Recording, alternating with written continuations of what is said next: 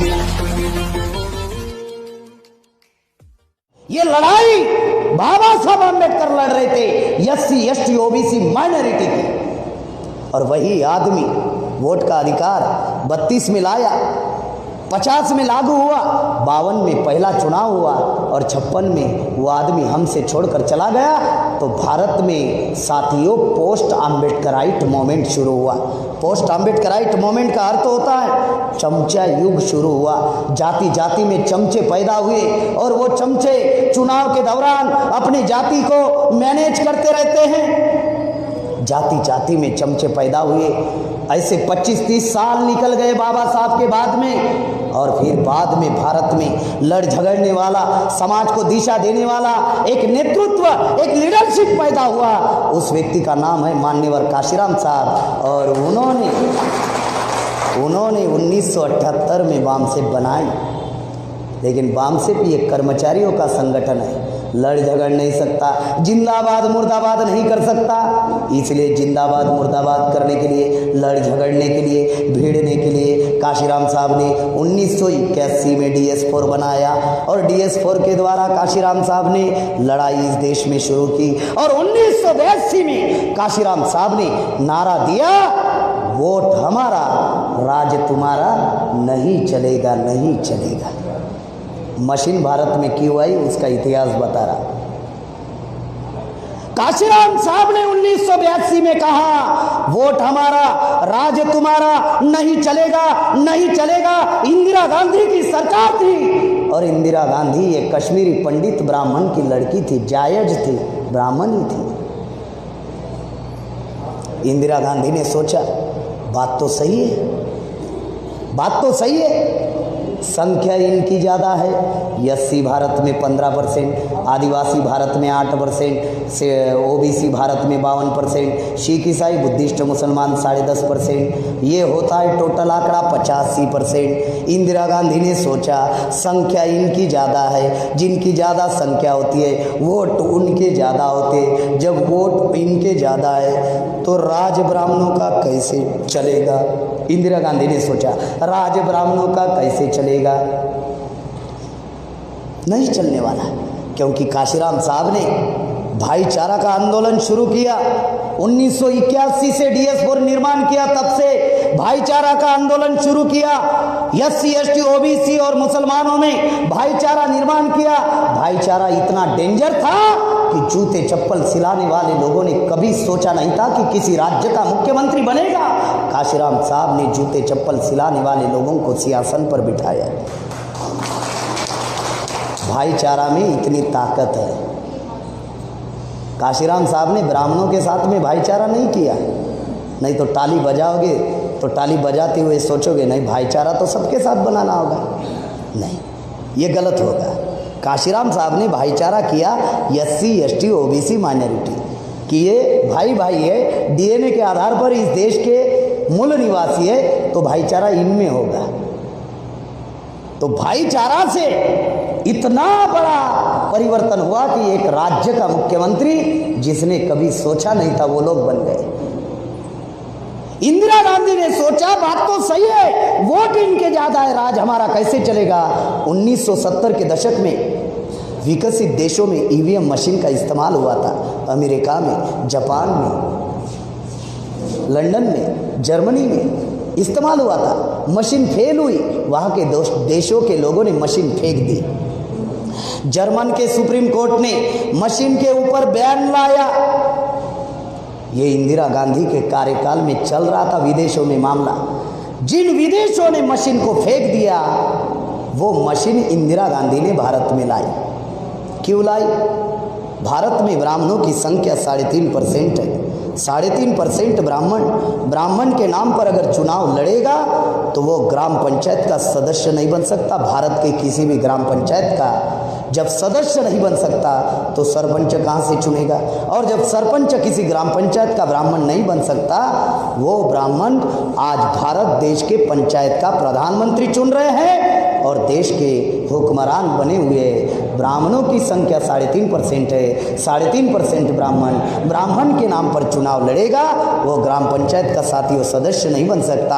आज देश का हुक्मरान बना हुआ है। अगर हुक्मरान बना हुआ है तो ये मशीन की वजह से हुक्मरान बना हुआ है। और इंदिरा गांधी ने 1982 में मशीन लाई और अभिषेक मनु संघवी नाम के कांग्रेस के व्यक्ति ने मशीन सदन में चर्चा में रखी। यह अभिषेक मनु संघवी जाति से ब्राह्मण था, इसने मशीन चर्चा में रखी।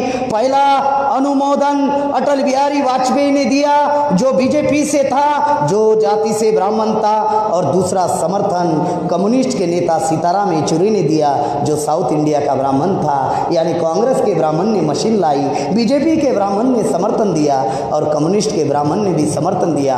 और 2004 में मशीन सबसे पहले भारत में इस्तेमाल हुई। 2004 में सबसे पहले मशीन भारत में इस्तेमाल हुई। कांग्रेस ने गड़बड़ी कर चुनाव जीता। फिर 2009 में इस्तेमाल हुई, फिर भी कांग्रेस ने गड़बड़ी कर चुनाव जीता।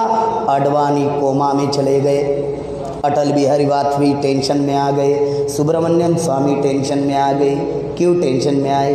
क्योंकि रथ यात्रा अडवाणी ने चलाई थी, बाबरी मस्जिद आरएसएस के लोगों ने गिराई थी। खास बात बता रहा हूँ, गोधरा हत्याकांड बीजेपी के लोगों ने किया था, इसलिए टेंशन में आए थे कि हमने कारनामे किए, फायदा कांग्रेस को हो रहा है। मामला क्या है? तो सुब्रमण्यम स्वामी अडवाणी छानबीन करना शुरू किया। छानबीन में पता चला सुब्रमण्यम स्वामी को कि मशीन में गड़बड़ी कर कांग्रेस चुनाव जीत रही है। पता चला कि मशीन में गड़बड़ी कर कांग्रेस ने चुनाव जीता है। वो गड़बड़ी वाले दस्तावेज सुब्रमण्यम स्वामी ने इकट्ठा किए और वो दस्तावेज लेकर हाईकोर्ट में गए। दिल्ली हाईकोर्ट का मामला सुप्रीम कोर्ट में गया। सुप्रीम कोर्ट के जस्टिस ने सुब्रमण्यम स्वामी को सवाल पूछा कि इसमें गड़बड़ी है, ऐसा आप कह रहे हो, तो इसमें क्या गड़बड़ी है? तो सुब्रमण्यम स्वामी ने कहा कि इस मशीन में 4 फॉल्ट है। नंबर 1 का फॉल्ट, मतदाता जब बटन दबाता है वोट किसको गया पता नहीं चलता है, इस वजह से। दूसरा फॉल्ट, फिजिकल एविडेंस नहीं है, इस वजह से। तीसरा फॉल्ट, फिजिकल वेरिफिकेशन नहीं है, इस वजह से। चौथा प्रॉब्लम है कि मशीन में रिकाउंटिंग सिस्टम नहीं है, मशीन में रिकैलकुलेट सिस्टम है। 4 फॉल्ट। तो जस्टिस ने कहा मामला तो गंभीर है। यहाँ पर भी हमारे एक जस्टिस थे, गए, मामला तो गंभीर है। तो सुप्रीम कोर्ट के जस्टिस ने कहा क्या करना होगा, क्या करना होगा? तो सुब्रमण्यम स्वामी ने कहा कि इसमें एक सुधार लाने के लिए पर्याय है। तो जस्टिस ने कहा कौन सा? तो बोले ईवीएम मशीन के पहले, सुब्रमण्यम स्वामी ने कहा ईवीएम मशीन के पहले भारत में एटीएम मशीन आई थी।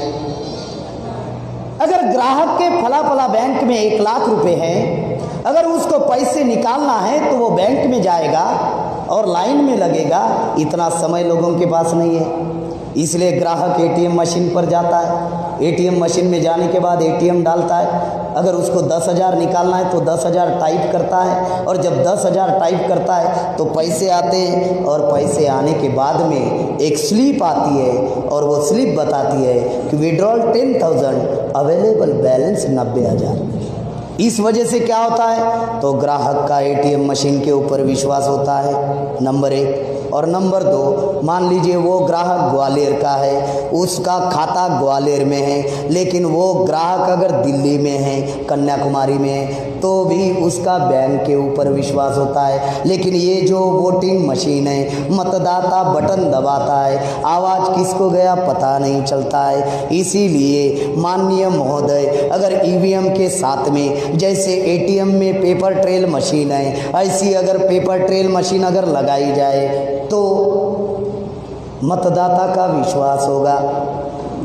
8 अक्टूबर 2013 में सुप्रीम कोर्ट ने आदेश दिया चुनाव आयोग को, और कहा, प्यारा नंबर 29 में कहा, सिर्फ मशीन के ऊपर चुनाव करने से, ईवीएम के ऊपर चुनाव करने से फ्री फेयर एंड ट्रांसपेरेंट चुनाव नहीं होगा। अगर आपको फ्री फेयर यानी निष्पक्ष, स्वतंत्र, पारदर्शी अगर चुनाव करना है तो एटीएम मशीन में जो पेपर ट्रेल मशीन है वो पेपर ट्रेल मशीन आपको लगानी होगी। यह आदेश है 8 अक्टूबर 2013 का प्यारा नंबर 29 में। प्यारा नंबर 28 में क्या कहा? इन केस ऑफ डिस्प्यूट, अगर कोई विधानसभा या लोकसभा में अगर वाद विवाद होता है, अगर वाद विवाद होता है तो फिर गिनती ईवीएम मशीन की नहीं होगी। जो पेपर ट्रेल मशीन लगाई उससे जो पर्ची बाहर आती है उनकी 100% गिनती होगी। शब्द प्रयोग किया है मैन्युअली काउंटिंग होगी। मैन्युअली काउंटिंग का मतलब होता है 100% गिनती होगी।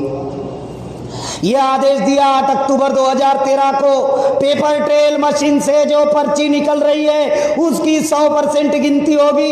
ये प्यारा 28 में आदेश दिया गया। लेकिन मजे की बात यह है कि 2014 में पेपर ट्रेल मशीन लगाई नहीं। आदेश था 8 अक्टूबर 2013 का और बीजेपी ने 282 सीटें जीतकर चली गई। इसके विरोध में भारत में किसी भी व्यक्ति ने चुनाव आयोग के विरोध में कोई बयानबाजी नहीं की, चुनाव आयोग के विरोध में किसी ने आवाज नहीं उठाई। लेकिन भारत में एक लाल पैदा हुआ जिसका नाम है वामन मेश्राम साहब, और उन्होंने चुनाव आयोग के विरोध में सुप्रीम कोर्ट में केस लेकर गए। चुनाव आयोग के विरोध में अनिल मेरे गाड़ी में डॉक्यूमेंट सही लेके आ रहा। चुनाव आयोग के विरोध में वामन मेश्राम साहब ने केस किया कि माननीय महोदय आपने आदेश दिया 8 अक्टूबर 2013 को, लेकिन चुनाव आयोग ने पेपर ट्रेल मशीन नहीं लगाई। ये सुप्रीम कोर्ट आपका बहुत बड़ा अपमान किया चुनाव आयोग ने। उसे कहते हैं कंटेम्प्ट ऑफ कोर्ट। कोई वकील इधर बैठे होंगे तो उनको समझ में आ रहा है, कंटेम्प्ट ऑफ कोर्ट। ये कोर्ट की अवमानना की चुनाव आयोग ने, और जो कोर्ट की अवमानना करते हैं उसको 6 महीने की सजा होती है। जब ऐसा केस लेकर गए सुप्रीम कोर्ट में वामन मेश्राम साहब, तो साथियों मेश्राम साहब ने केस जीत लिया और चुनाव आयोग ने केस हार लिया। और वो तारीख है 24 अप्रैल 2017 को मेश्राम साहब के समर्थन में जजमेंट आया और 24 अप्रैल 2017 को सुप्रीम कोर्ट ने फिर से चुनाव आयोग को आदेश दिया कि किसी भी परिस्थिति में आपको पेपर ट्रेल मशीन लगानी होगी। साथियों जब ये आदेश दिया, ये है वो मेश्राम साहब के 24 अप्रैल 2017 का जजमेंट जो जीत लिया। देश का इतना बड़ा जजमेंट कि केंद्र सरकार को 3567 करोड़ रुपया देना पड़ा पेपर ट्रेल मशीन लगाने के लिए, ये जजमेंट की बदौलत। आज भारत में अगर 13 लाख पेपर ट्रेल मशीन लगी तो ये वामन मेश्राम साहब की बदौलत लगी। लेकिन भारत के किसी भी न्यूज़पेपर में छपकर नहीं आई, भारत के किसी टीवी चैनल पर दिखाया नहीं गया। 2 मिनट के लिए, 1 मिनट के लिए देश का इतना बड़ा जजमेंट। अभी पेपर ट्रेल मशीन लगाई, लेकिन गड़बड़ क्या है जानते हो? महाराष्ट्र में 2014 का विधानसभा का चुनाव था और महाराष्ट्र में अमरावती जिला है, और अमरावती जिला में विधानसभा में Amravati paper trail machine testing के लिए लगाई गई थी। और उस विधानसभा में एक मराठा समाज का व्यक्ति चुनाव में खड़ा था और उस व्यक्ति का नाम है प्राध्यापक रविंद्र राणे। पहचानते हो ग्वालियर के लोग? पहचानते हो प्राध्यापक रविंद्र राणे को? ये व्यक्ति जो आपके समक्ष खड़ा है, ये रविंद्र राणे जी अमरावती विधानसभा में चुनाव में खड़े थे और इनके विधानसभा में पेपर ट्रेल मशीन टेस्टिंग में लगाई गई थी। सारी विधानसभा में कमल की दबाव कमल दिख रहा है डिस्प्ले, पंजा की दबाव पंजा दिख रहा है, हाथी की दबाव हाथी दिख रहा है, और खटिया की दबाव खटिया दिख रहा है। ये है पेपर ट्रेल मशीन, इनके विधानसभा में लगाई गई थी।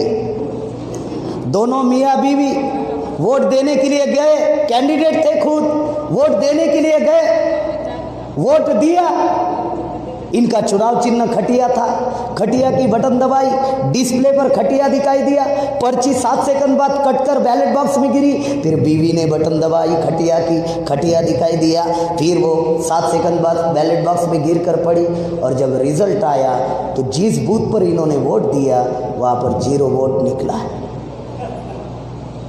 हवा में नहीं बोल रहे, इन्होंने प्राध्यापक रविंद्र राणे जी ने मेश्राम साहब को टेलीफोन किया कि साहब मैं कैंडिडेट हूँ और हम मियाँ बीवी जिस बूथ पर वोट देने के लिए गए वो बूथ 0 बता रहा है। अच्छा, तो इनको कहा चुनाव आयोग को लेटर लिखो तो लेटर। तो इन्होंने लेटर लिखा कि मैं कैंडिडेट हूँ, मेरा जिस बूथ पर वोट है वहाँ पर 0 वोट निकला, ये मेरे साथ धोखाधड़ी हुई, रिकाउंटिंग किया जाए। इन्होंने एप्लीकेशन दी। तो चुनाव आयोग ने 3 रूल बताए। पहला रूल 56C, दूसरा 56D, तीसरा 49A में। ये बामसेट को समझने के लिए इनकी केस में समझ में आया। तो जनता को मालूम था क्या 56C, 56D, 49A में क्या है? जब हमारे ही पास जानकारी 2018 में हमारे पास जानकारी आई 56C, 56D, 49A में, तो जनता को मालूम था। इनके केस में हमको मालूम हुआ 56C, 56D, 49A में। अभी पेपर ट्रेल मशीन लगाई हुई है। ये है ईवीएम मशीन, ये है पेपर ट्रेल मशीन। अभी ईवीएम में आप बटन दबाते हो, कैंडिडेट का नाम होता है, चुनाव चिन्ह होता है, उसका फोटो भी होता है। बटन दबाते हो तो आपको पर्ची दिखाई देती है। 7 सेकंड। कमल की दबाओगे कमल, पंजा की दबाओगे पंजा, हाथी की दबाओगे हाथी, साइकिल की दबाओगे साइकिल, झाड़ू की दबाओगे झाड़ू, खटिया की दबाओगे खटिया। अब दिखाई देता है। लेकिन चुनाव आयोग ने 3 रूल बनाए। सुप्रीम कोर्ट ने 8 अक्टूबर 2013 को कहा कि वाद विवाद में 100% गिनती पेपर ट्रेल मशीन की होगी। और कांग्रेस 21 विपक्षी दलों के साथ केस लेकर गई कि कम से कम 50 की भी करो। अबे 8 अक्टूबर 2013 को 100% गिनती का आदेश है और तुम 50% की मांग कर रहे हो। और सुप्रीम कोर्ट ने भी बदमाशी की। ये घोटाले में सुप्रीम कोर्ट भी शामिल है। बदमाशी की और 8 अप्रैल 2019 को आदेश दिया सुप्रीम कोर्ट ने। क्या आदेश था जानते हो? एक विधानसभा की 5 बूथों की गिनती होगी। अब एक लोकसभा में 5-6 विधानसभा होते, 2-2.5 हजार बूथ होते एक लोकसभा में। एक लोकसभा में 2-2.5 हजार बूथ होते, 5-6 विधानसभा होते। अगर 5 विधानसभा अगर पकड़ते हैं तो 25 बूथों की गिनती, 6 पकड़ते तो 30 बूथों की गिनती। अगर 2.5 हजार बूथों में से ईमानदारी से अगर 30 बूथों की गिनती होगी तो भी चोरी पकड़ी जाएगी क्या? हमारी तरफ जमीन पर एक छोटा कीड़ा निकलता है जिसको बहुत पैर होते हैं, उसको कहते हैं गोगल गाय। गुजरात में राम जी की गाय कहते हैं, ग्वालियर में क्या कहते हैं मुझे पता नहीं। बहुत सारे पैर होते हैं, बिल्कुल छोटी सी होती है, लाल कलर की होती है, अलग अलग कलर की होती है। उसके 2-4 पैर टूट भी जाए तो भी वो चलती ही रहेगी। तो 25-30 बूथों की ईमानदारी से गिनती भी होगी तो भी चोरी पकड़ में आने वाली नहीं है। 56C क्या है? सेकंड नंबर के कैंडिडेट को रिकाउंटिंग का अधिकार होगा। सेकंड पर एक तो कांग्रेस रहेगी या बीजेपी रहेगी, और ये दोनों का एग्रीमेंट है। कांग्रेस ने 2 बार गड़बड़ी की, बीजेपी ने 2 बार गड़बड़ी की। अभी एग्रीमेंट खत्म हो गया। ये तारीख नोट करके रखना। अभी 2 साल तक नरेंद्र मोदी को टीवी पर दिखाएंगे, 2 साल बाद अभी पप्पू टीवी पर आ जाएगा 24 घंटे। एग्रीमेंट खत्म हो चुका है। शरीर हमारा है, टीवी आपका ब्रेन तैयार करेगी वोट किसको देना है। मुस्लिम भाइयों ने सतर्क रहना है इस बात को। 56C दूसरे नंबर के कैंडिडेट को रिकाउंटिंग का अधिकार। एक तो कांग्रेस या बीजेपी रहेगी और वो एक दूसरे के विरोध में रिकाउंटिंग करने वाले नहीं है। 56D क्या है? बूथ पर जो पीठासीन अधिकारी होता है उसके मन के ऊपर छोड़ा।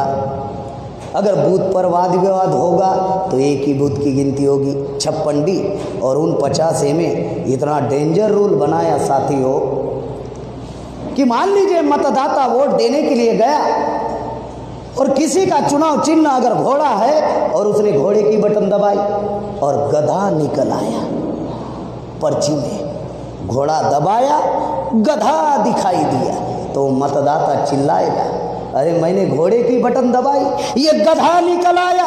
वो चिल्लाएगा। बूथ पर चिल्लाना अलाउ नहीं होता है, हाई अलर्ट होता है। तो पीठासीन अधिकारी कहेगा, इधर आओ, क्यों चिल्ला रहे हो, क्या हुआ? तो वो कहेगा, अरे मैंने घोड़े की बटन दबाई, ये गधा निकल आया। गधा है इधर आ, गधा है इधर आ। ये फॉर्म भर कर दो। तो मतदाता पूछेगा ये फॉर्म में क्या लिखा हुआ है, तो वो पीठासीन अधिकारी बताएगा इसमें ये लिखा हुआ है कि अभी आपका टेस्ट वोट लिया जाएगा। कौन सा वोट? टेस्ट वोट आपका लिया जाएगा, फिर से आपको घोड़ा दबाना होगा। अगर गधा नहीं आया तो इसमें लिखा हुआ है 6 महीने की सजा होगी। मंजूर है? कोई तैयार होगा? कोई कहेगा मतदाता साला चुनाव जीतकर तो कोई चला जाएगा, लेकिन रिजल्ट आने के पहले तो मैं जेल में चला जाऊंगा। और ये घटना भारत में हुई है। आसाम का डीआईजी वोट देने के लिए गया, बटन जिसकी दबाई दूसरा ही निकल आया। वो डीआईजी ने कहा अधिकारी को, अरे गड़बड़ी वाली मशीन है, मैंने एक दबाया दूसरा ही आया। तो अधिकारी ने कहा डीआईजी साहब एक काम करो ना, ये फॉर्म भर कर दो ना। तो डीआईजी था, खुद ने फॉर्म पढ़ लिया, अरे 6 महीने की सजा नहीं भरना है। डीआईजी डर रहा है तकरार करने के लिए, हम साधारण लोगों की कोई औकात है नहीं है। इसलिए साथियों ये जो पेपर ट्रेल मशीन लगाई गई है, ये पेपर ट्रेल मशीन लगाने के बावजूद भी आज चोरी पकड़ी नहीं जा रही है। इसलिए नहीं जा रही है क्योंकि पेपर ट्रेल मशीन से जो कागज निकल रहा है उसकी 100% गिनती नहीं हो रही है। इस वजह से चोरी पकड़ी जा नहीं रही है। बाबा साहब अम्बेडकर ने लड़ झगड़ कर वोट का अधिकार लाया, लेकिन मशीन ने वोट का अधिकार खत्म कर दिया। आज हमारी किसी भी समस्या का समाधान नहीं हो रहा है, ये ईवीएम की वजह से। ना आदिवासी की हो रहा है, ना शेड्यूल कास्ट की हो रहा है, ना ओबीसी की हो रहा है, ना मुसलमानों की हो रहा है, ना किसानों की हो रहा है, ना महिलाओं की हो रहा है, ना छात्र नौजवानों की हो रहा है, और ना ही कर्मचारियों की किसी समस्या का समाधान हो रहा है। क्योंकि जनता के वोट का जो डर है वो खत्म हो चुका है।